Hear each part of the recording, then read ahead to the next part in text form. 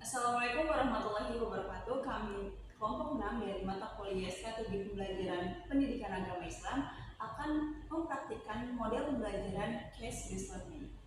Definisi Case Based Learning atau CBL. Case Based Learning adalah pendekatan pembelajaran konstruktivisme di mana masalah-masalah yang dihadirkan dalam pembelajaran ialah berbasis masalah.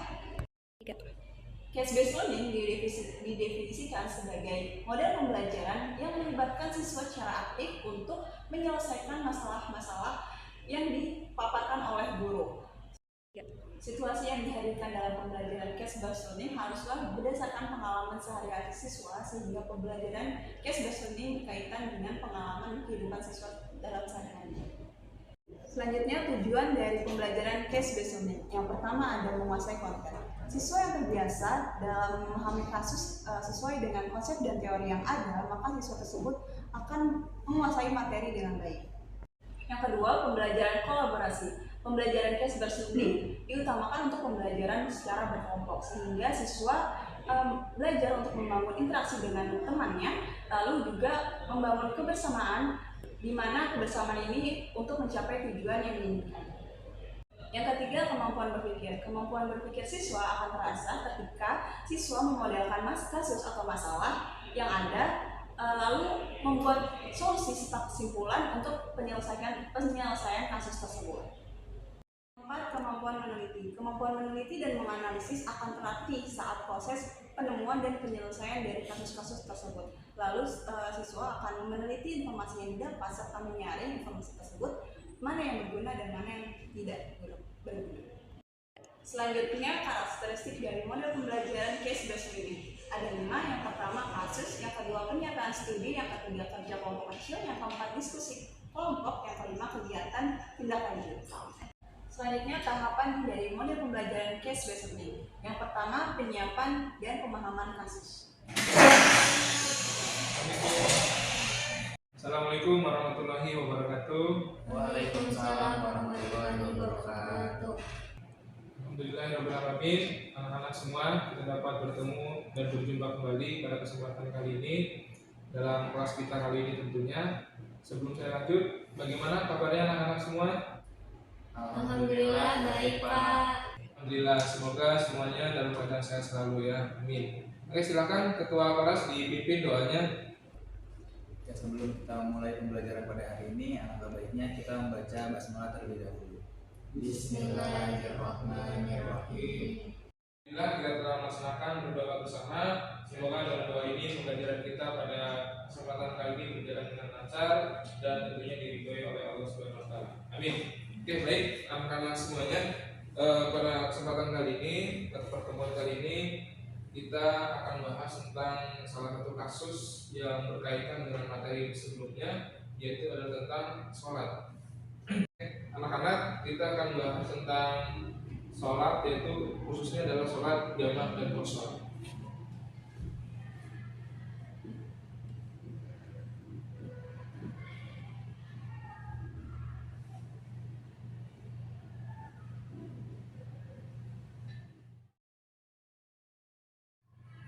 Oke, sekarang kita akan masuk dalam sebuah studi kasus tentang sholat jamaah dan qasar. Jadi ada sebuah keluarga yang tinggal di Jakarta Timur, ya, tepatnya di Klender. Keluarga ini dikepalai oleh seorang kepala keluarga yang bernama Pak Budi, istrinya beserta dengan kedua anaknya.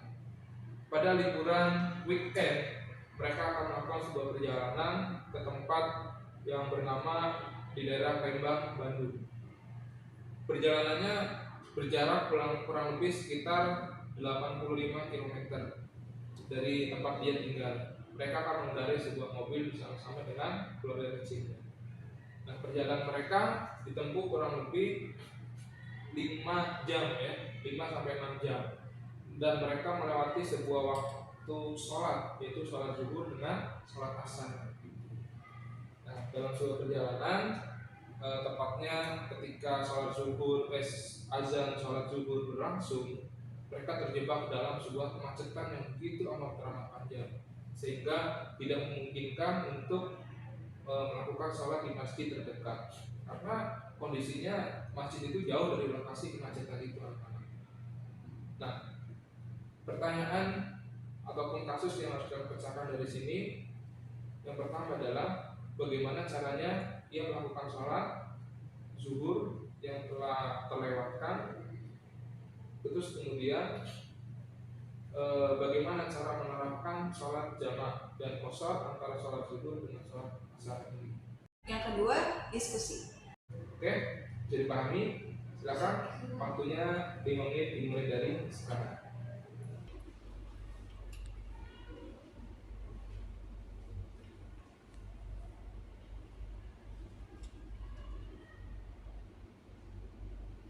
Yang ketiga, pengambilan keputusan. Baik, waktunya sudah habis, sudah 5 menit ya. Silakan anak-anak mempresentasikan masing-masing dari hasil diskusinya. Oke, silakan dari Zafar terlebih dahulu. Ya Pak, jadi jamak qashar ini boleh dilakukan dalam keadaan-keadaan tertentu. Salah satunya itu ketika perjalanan jauh minimal 80 km. Nah, dalam kasus ini keluarga mereka ini bisa melakukan sholat zuhur yang udah terlewat di waktu asar, yaitu namanya sholat jamak qashar. Terus selanjutnya untuk pertanyaan kedua, mereka itu bisa menggabung sholat zuhur dan asar di waktu asar dengan cara sholat asar 2 rakaat, lalu bisa dilanjut dengan sholat zuhur 2 rakaat. Dan yang keempat, evaluasi. Oke, baik anak-anak, betul sekali jawaban dari kaliannya, keren-keren dan bagus-bagus. Ternyata pemahaman kalian tentang sholat jamak qashar sudah cukup ya, sudah bagus ya. Tapi akan Bapak evaluasi dan diperdalam kembali tentang jamak qashar ini. Jadi yang pertama ada syarat-syarat sholat jamak qashar. Oke, syarat yang pertama apa? Yang pertama adalah harus kita itu adalah safar atau berpergian. Jadi kalau kita berpergian, ya kita sudah diperbolehkan untuk melakukan sholat jamak qashar. Tetapi ada tetapinya lagi, ada batas minimalnya ya. Perjalanan kita berapa minimal adalah 80 km. Jadi kalau seandainya dan misalkan Zalfa pergi dari rumah ke pasar hanya berjarak kurang lebih 3 kilo, maka belum bisa dilakukan sholat jamak dan qashar. Oke, ini diperhatikan. Yang kedua adalah yang ketiga adalah kita masuk ke dalam waktu sholatnya. Kalau kita bepergian, kita melewati waktu sholat zuhur dengan asar misalkan ya, dan sholat zuhur kita berada di dalam keadaan macet kayak tadi kasusnya Pak Budi, maka kita boleh melakukan sholat jamak akhir yang dilakukan ataupun dilaksanakan pada saat sholat asar. Nah, tata caranya telah dijelaskan oleh Barik bahwasanya kita melakukan sholat asar terlebih dahulu ya, sebanyak 2 rakaat dulu, lalu kemudian dari sholat zuhur 2 rakaat. Oke, mungkin cukup ini yang kita dapat dibahas pada pertemuan kali ini. Karena waktu sudah mau istirahat nih ya, jadi anak-anak dipersilakan setelah ini untuk istirahat, dan pelajaran kita, pertemuan kita kali ini kita tutup. Kita bertemu pada kesempatan lain waktu. Oke, terima kasih banyak atas perhatiannya. Bapak tutup. Mari sama-sama kita baca berdoa dimulai. Selesai, silakan. Yang mau keluar Bapak pamit undur diri. Wassalamualaikum warahmatullahi wabarakatuh.